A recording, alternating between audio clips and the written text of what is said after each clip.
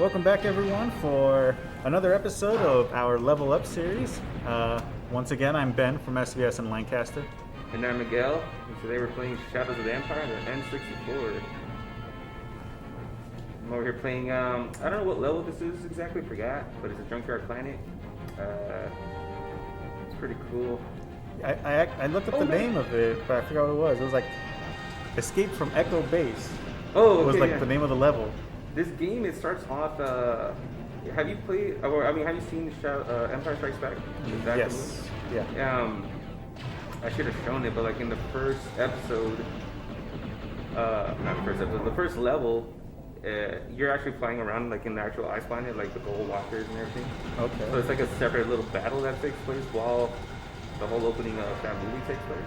Okay. And then you can actually see the Millennium Falcon escape. But as this guy.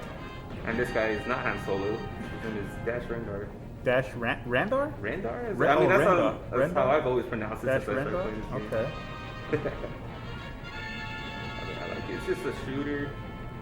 And then right here, this game, like, this whole level for me, I struggled with, like, when I was young. Even now I struggle. I mean, look at my health, and as you can see, there aren't that many, like enemies and stuff. It's just me with like the obstacles and stuff. But you just make a transfer here. Yeah, I mean, I never played this game. I didn't have an N64 growing up. Right. And as a kid, I was like, I was never really into the Star Wars like movies or games. Just I didn't grow up with them. So yeah, I definitely never played this game. I always did, man. I've been a fan for Star Wars for so long. And when this game, I saw it like on the N64, I was like, what? Like a Star Wars game I can finally play it? Like, cool, I was super interested. Yeah, because those older ones are like super hard. They're like, they're impossible to play. I never got into like the Super Nintendo like at an early age. So a lot of the games, at least the Star Wars games I played older on emulators. So I didn't even get the experience. Well, for some of those older Super Nintendo ones, we should definitely do them. Yeah, I missed it. Yeah. Oh, no. I distracted you. No, that was totally me. But we should definitely do some of those super hard Super Nintendo ones in one of these episodes. We should. I mean, that'd be funny. I mean, I've never experienced them, man. Me neither. So it'll be a blind playthrough for us. But that might be half the fun. Is trying to figure it out. I mean, oh no! See, I tell you, it is hard, man. Like, I have no idea how many times I struggled with this. And for the shooting, does it like kind of like just auto aim almost? Yeah, this game has auto aim. Whatever way you're facing, like if there's an enemy even farther away, like it'll lock on. Target. You see that? Oh, that's cool. But I mean, you have to see it, otherwise you're gonna be messing up. But I mean, that works since these controls from the '90s. So they're not perfect at all. Now, do you see this little droid right here that I just blew up on this platform? Yeah. So I'm pretty sure those are the IG assassin droids. Like the IG-88s? Yeah, so I don't know if you watch. Yeah, you did watch Mandalorian, right? Yeah. So like that bounty hunter droid? So yeah, that's an IG series assassin droid, and then that's what these are. Okay. So they're the same model or whatever? Yeah, same series. Same series? Dude, this curve, That's like, cool. if I can hit it, it'd be perfect. So what do you have to do in this level? So right now, the whole story is that I'm looking for Boba Fett. I'm looking for a lead. Okay. I'm gonna get down to probably like the end of the road here, and I'm trying to find my next lead. Okay. If I remember, the last droid on here is actually the boss. It's IG-88. It's like a really famous droid. Oh, okay. Pretty difficult to beat, man. Especially these controls. Especially when you were a kid. Yeah. Nah, like as a kid, I only put this game on easy. Like it goes up to like really hard, I guess, levels or modes or whatever. Just the difficulty. Yeah, there's a Jedi difficulty on here. That's ridiculous. You see, like these things are blasting me like that. Yeah. I'm taking damage. All right. But you do it in Jedi, you can only get hit like twice. And I've never been able to do it. So yeah, I failed massively.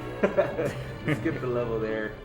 I've already done this, once but I can't do it. So these cutscenes, I don't know if you can see how they're slightly animated and stuff. Yeah. I know it got released for the PC. Okay. And it's so much better. Like those, you see the whole thing. Like it's a lot better than what you see here because this is just terrible. You know? Compared to a PC, even in the 90s, compared to a PC. Yeah. I think it was already like for gaming, it's so much better. Yeah, and I saw that this game was like, it came out like, you know, the first like few months that the N64 was out. So I mean, this game was from '96, so it's you know, it's like a 24-year-old game already. Oh, okay. And I guess when they were, you know, when the company was making this game, they didn't have the N64 finalized, so they kind of had to imagine the capabilities of the N64 and work within that. Okay. And then they eventually got, you know, some of the hardware to be able, or some of the software to be able to actually build it on there. And it was actually before the Nintendo 64 controller was like even official. Oh, okay. So they had like a prototype controller that they couldn't see. It was kept inside of a box that they had to put their hands inside of to be able to use. Yeah. Because they didn't want any information on it getting out, and like how the, you know, this revolutionary new that's cool. controller was gonna look. And at the time, it wasn't even like the standard 3-prong controller. The prototype was just like a modified Super Nintendo controller. Really? With a joystick. Oh, you know what? I can kind of see it. Yeah, okay. So yeah, that's pretty much what they had, which is, you know, it's kind of interesting about how secretive they had to be. And it's like, yeah, this console doesn't exist yet, so here you go, guys. The prototype. That's cool. And then from what I understand, this story, like, it takes place between The Empire Strikes Back and Return of the Jedi. Yeah, correct? yeah. Okay. I'm not too sure if this story is even canon. There's a lot of characters that are, but I mean, I think it falls under like the whole Legends thing for Star Wars and all that. Okay. His ship over there, you know, I feel like I saw it in one of the movies, like leaving the spaceport, like in Tatooine. Really? I think I did. Like in like one of the newer ones, so that like it's paying homage to the game. No, I think it was like, dang man, I can't really remember which one it was, but I feel like I just saw it. It might have been like Shadows of the or Empire Strikes Back or something. I don't remember. Okay. So the ship probably already existed. Yeah. So the thing is, like, if the ship is in there in one of the movies, that makes it canon, which makes him canon. Mm-hmm. And that ship, by the way, isn't the Millennium Falcon. It's like, you know, looks pretty similar. I think it's called the Outrider. Okay. Yeah, I saw the name, like, you know, when I was doing some research, but I can't remember what it was. Yeah. Yeah, it's called the Outrider. Okay. So same thing. I mean, this guy's also one of those smuggler, bounty hunter types like Han Solo. Yeah. So he's similar to Han Solo, but he's not Han Solo. He's in that circle, you know, like that lifestyle. Which also another thing is when they were making this game, they were going to use like some of the mainline characters from the movies. Oh, okay. But then eventually they decided not to, because by doing just a side character, it opened them up to do pretty much whatever they wanted with the game. Oh, interesting. Instead of like, you know, being like, well, it has to tie in with everything else that this character has done and everything they're doing. So yeah, that's the reason they ended up going with Dash. With Dash instead. As the main character. Yeah, as the main character, exactly. Because towards the end, Luke is actually, he makes his appearance. He's just like in one of the cutscenes and stuff. He doesn't really, I don't know. You can't interact with him in the game. Okay. But yeah, he's in the world. Yeah. So like you end up finding out like at the end of, you know, the whole game, like the last level, there's this guy named Caesar? I don't know how to pronounce his name, but he's a prince, whatever. And he has pretty cool fighter crafts and stuff. That there's this tabletop game called X-Wing Minifigs by Fantasy Flight. Okay. And like I bought a couple of those to actually play the game, and it's pretty cool because they maneuver pretty well. And a lot of the turns that they do in this game, they have those maneuvers on the tabletop. Oh, cool. Alright. Yeah, I was like, oh, I remember seeing this. This is the last level in the whole game. Whenever you hear the music playing, it's the same one you hear at Empire Strikes Back when Han's flying through the asteroid field. Oh, really? Yeah. There's another level similar to the asteroid field, like what Han goes through in that movie. Thought that was pretty cool. I don't know if that's like a little like nod to the movie. Oh, I'm sure it is. Yeah. Which another thing about this game when they were making it is when they were working on the music, they were originally gonna like redo the songs like with like over MIDI. Oh, okay. But then they didn't like how it sounded. They were like, "Oh, it's not capturing the feel of it." So then they used the actual songs. Okay, I mean that's a lot better. I mean I don't know why you would want to go that route anyway.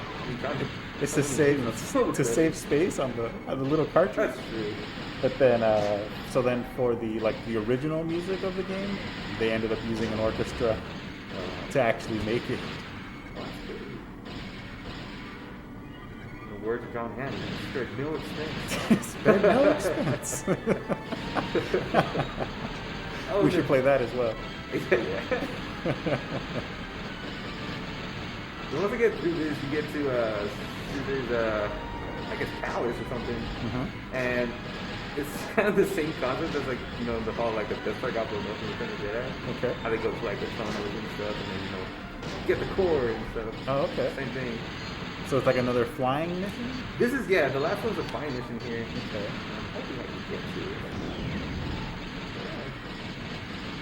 Do you control the ship here as well, or are you just the gun? No, this is just the gun. Just like one of those rail things. I have to destroy, I forgot how many for it to trigger the next sequence. Okay. It's one of those things, but the controls are so wonky here, man. It's so hard to aim. Yeah, I mean it was like the first real controller for 3D gaming. It's definitely not perfect. I think this one and Star Trek 64 were the only games that I played actually growing up that had ships in it where you actually have controls and stuff. Okay. But yeah, that was something I really liked too. So I kept coming back to those games. I was like, oh cool, I can fly stuff. Wow, it's so realistic. There you go. So yeah, as you can see, the big ship coming right there. Destroyer?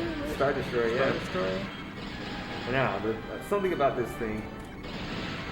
There's a lot of videos online, on YouTube, lots of real gamers actually show themselves blowing that ship up.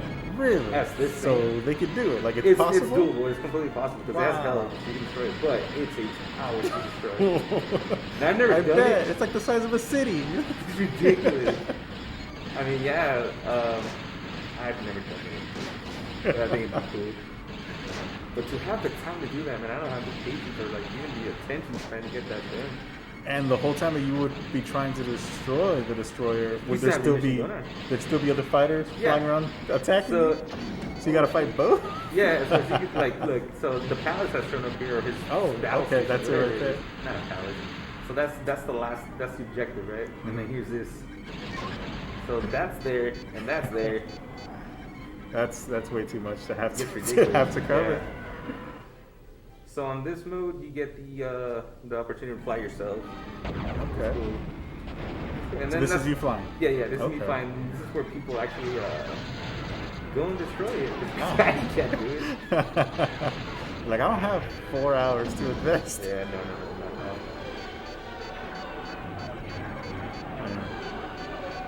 All right, so I think that's going to wrap it up for us again. Miguel's going to keep battling it out. I'm not going to destroy the Star Destroyer, that's for sure. Maybe we will. No. That's going to do it for us. We'll be back next week with another video with a different game. Sure will. And I don't know, how many seals of approval does this game get, Miguel? Oh, this one gets, for sure, one. At least one. That one's there. All right, so we'll see you guys on the next one. All right, guys. Oh no!